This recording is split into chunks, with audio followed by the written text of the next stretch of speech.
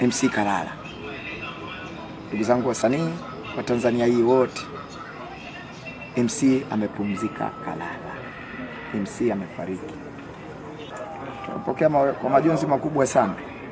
Kwa majonzi makubwa sana kwamba MC Pilipili hatunaye.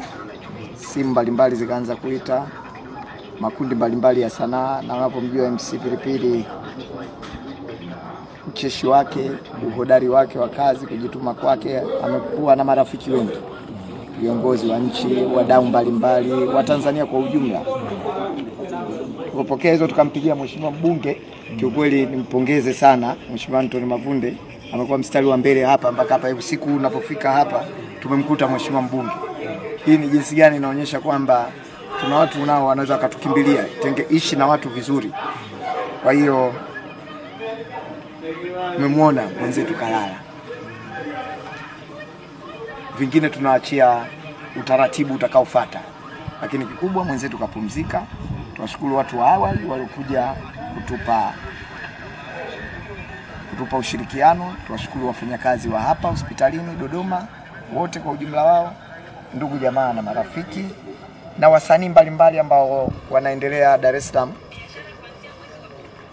kuulizia kwamba inakuaje, utaratibu utatolewa kesho. Kikubwa tumuombee mwenzetu,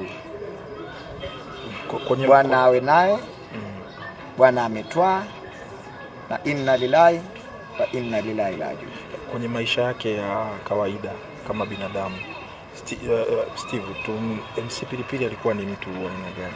Ninakwambia kukutana na MC Pilipili huwezi kununa. Ni mcheshi muda wote, na wewe ni shahidi. Hapa tuongelei kwa sababu tunasema amekufa. Tunaongelea reality ya mtu. Na hili naweza nikaliweka wazi kabisa. MC Pilipili kwanza ni mtu wa kujitoa. Kwenye misiba wenzake MC Pilipili alikuwa anajitoa mno. Anasafiri kwenda kuzika.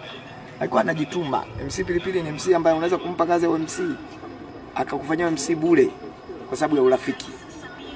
MC Pilipili mwishoni hapa alikuwa anahudumia wagonjwa.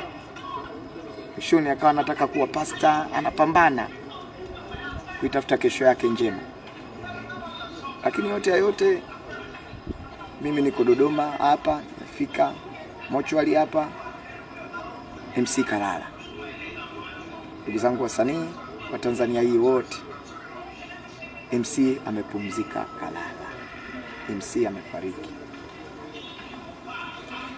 Siponi sana. Pindi itakapofika sasa kuja kumsindikiza katika nyumba yake ya milele, basi kuna utaratibu utatangazwa.